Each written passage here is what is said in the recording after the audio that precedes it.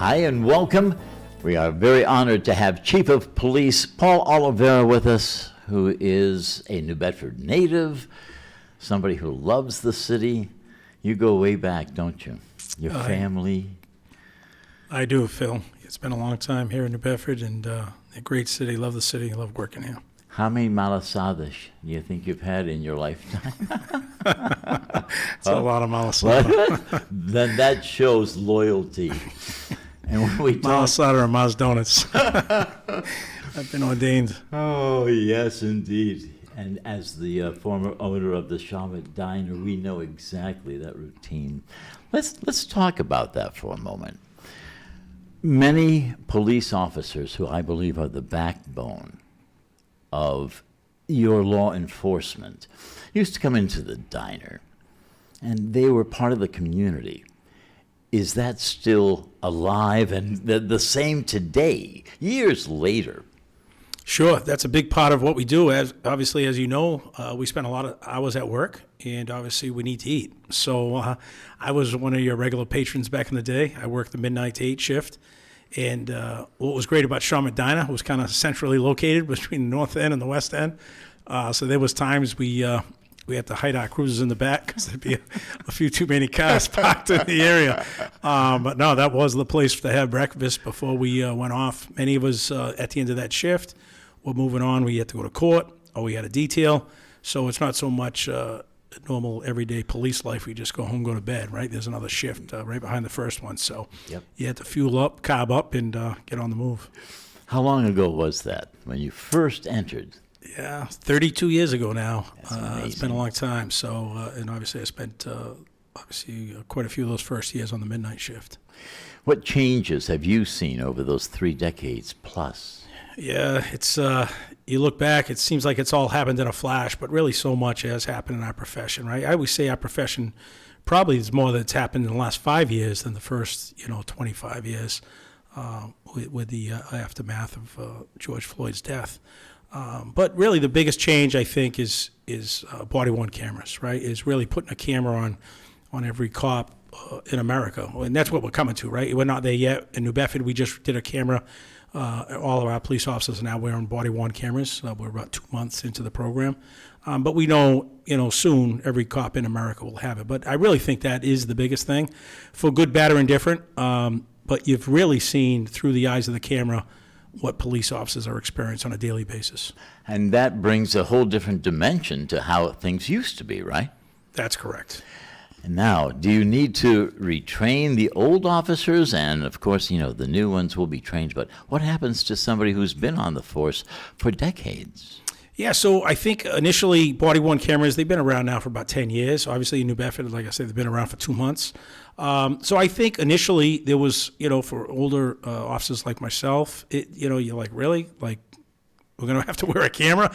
It's a little intimidating, and not so much, afraid of what you did or why you did it. It's just, I think if you offered anybody or you forced anybody in the private sector to wear a camera, there's some, it's a change, like you said. Sure. For the newer officers, if that's the way you're trained, it's a little easier. So, but I got to tell you, since the rollout, there's been zero objections. The officers were more than happy to equip themselves with them and wear them. And in just a moment, we're going to find out why that is with the Chief of Police of New Bedford, Paul Oliveira, right after this. More of this amazing discussion in a minute. But first, please like, follow, and share The Phil Show now. Thank you so much. Let me thank the good folks at iGreen Landscape, your one-stop solution for your residential and commercial property management. Whether it's snowing or whether you're mowing, let Team iGreen handle your landscape and hardscape year-round. From spring cleanups to commercial snow management, I recommend the good folks at iGreen Landscape. Call for your complimentary consultation today.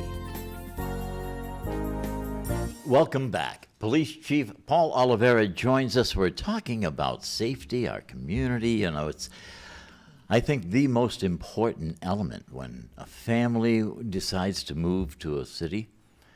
Obviously, safety is the heart and soul every aspect of regular life, isn't it? Sure is. I mean, without it, you have nothing.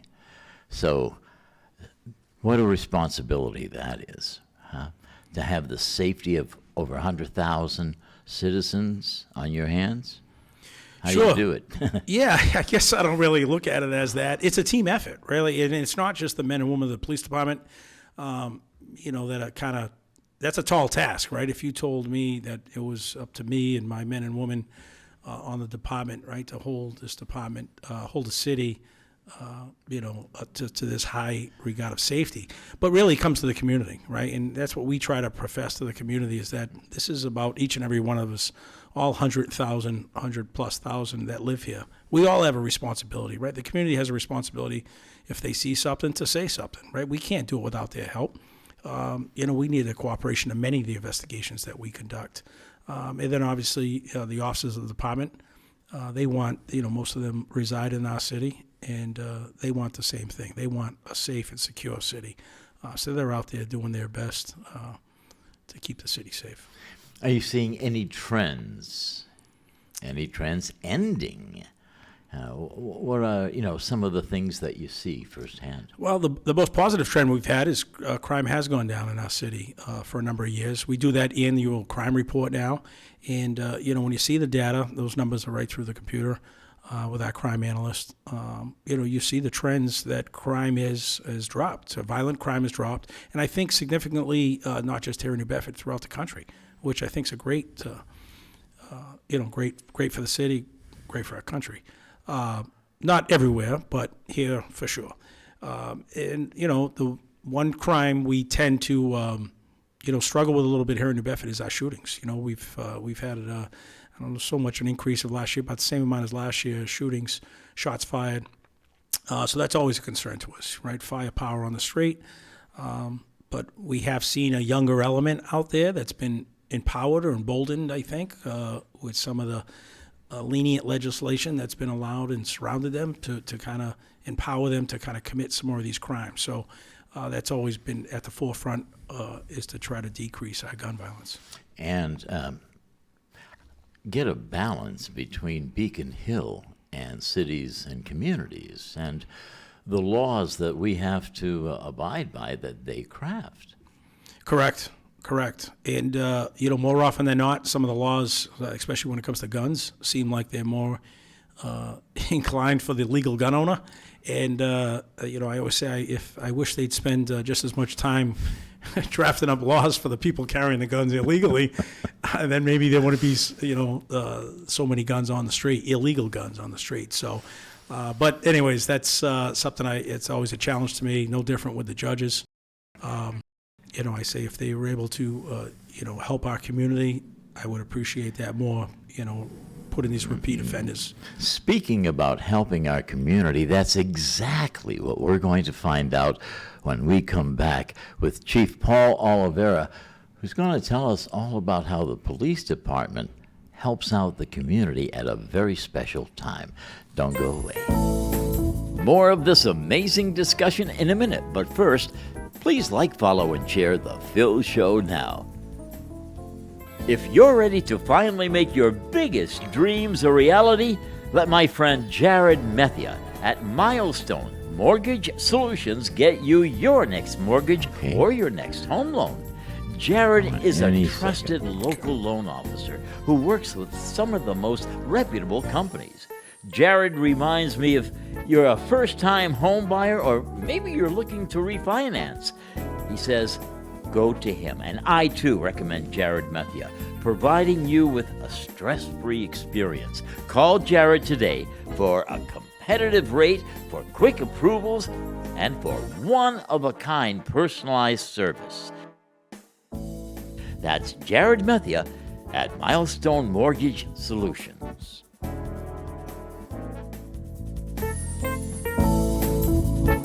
You can now watch The Phil Show whenever you'd like.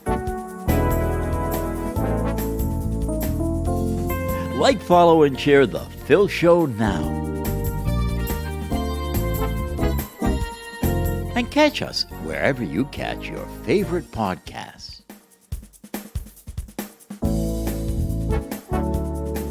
Like, follow, and please share The Phil Show Now with a friend.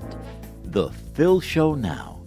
Welcome back. We're with Police Chief Paul Oliveira talking about positive relationships. You have to have it within the department, with the community, but also you have a unique situation going on that I want you to tell us about.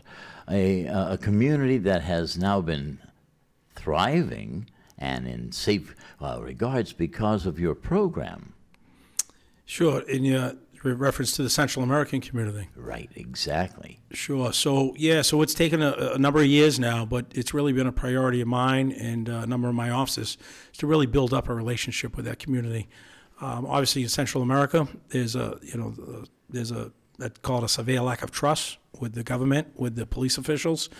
So it's taken some time for that community to be comfortable.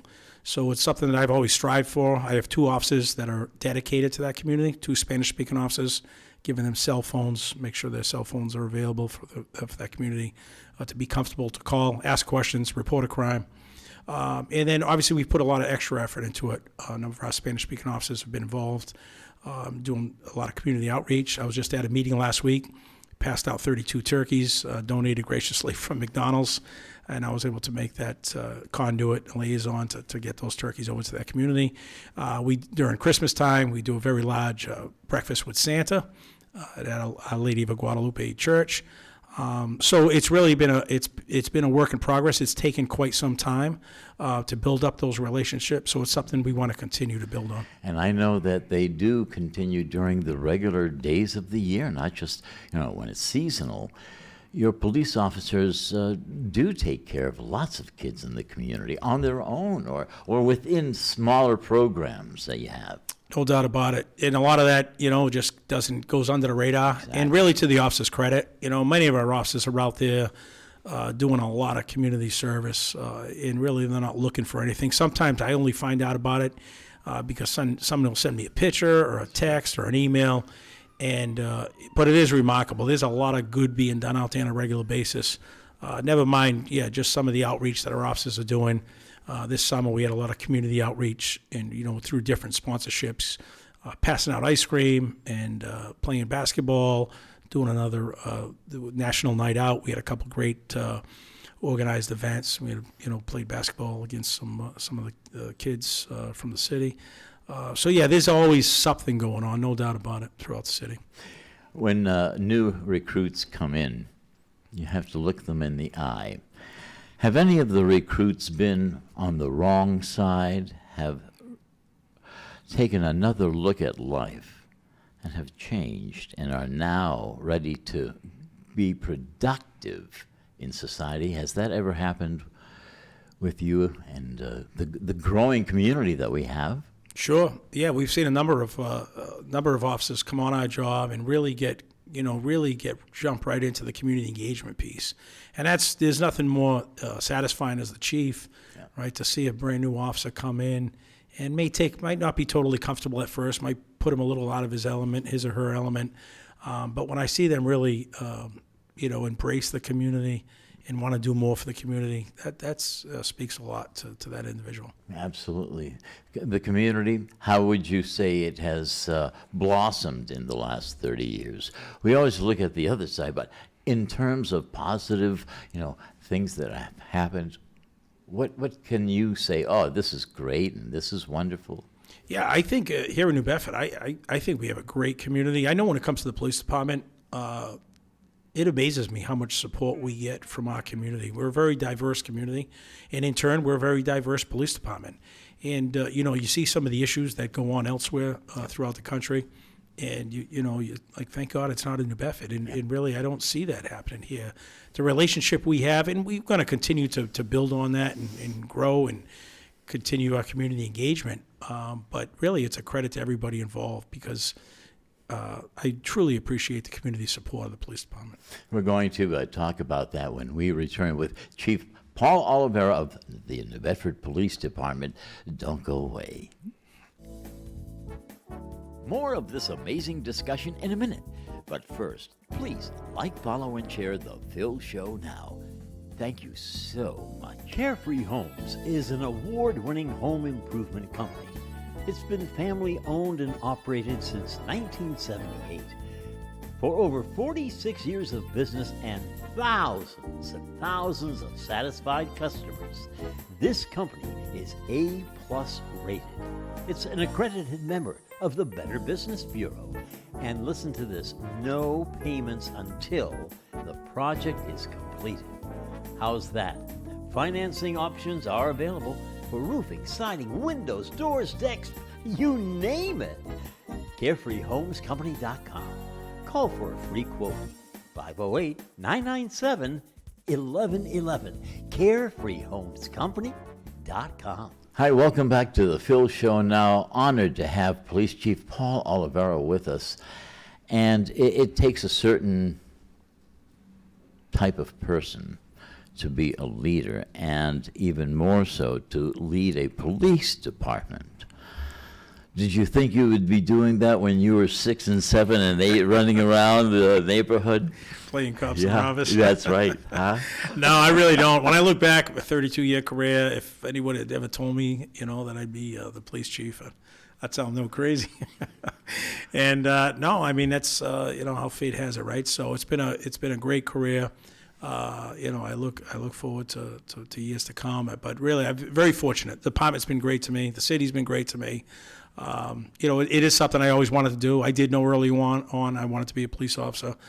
Right after graduating high school, I went to college for criminal justice. So it's been a great reward. Oh, that's just been such a gift to the city of New Bedford, because you have it all. And whenever you retire, it'll be a huge loss to New Bedford, but I can see you going on to other things. For instance, you'd make a great author. You know that? That's probably the one thing I'll never do. You'll never write a book? No, I don't think so. Consultant on movies, maybe? Yeah, I'm not sure about that either. We'll see. Is there anything that you didn't, that, is kind of like a bucket list item that you still want to do? No, I really, my goal is always just to build community trust, right, and to strengthen the relationship of the police department with the community, and work on morale and within the department, right, and mental health and wellness. Really, I just want my officers to be in a good place, and then obviously to be out in the community in a good place working with them. What a great relationship you have built. Congratulations, Chief. Thank you, Phil. We Appreciate wish it. you all the very best. And in our community, where safety is thriving here in New Bedford, Massachusetts, we send you all our very best.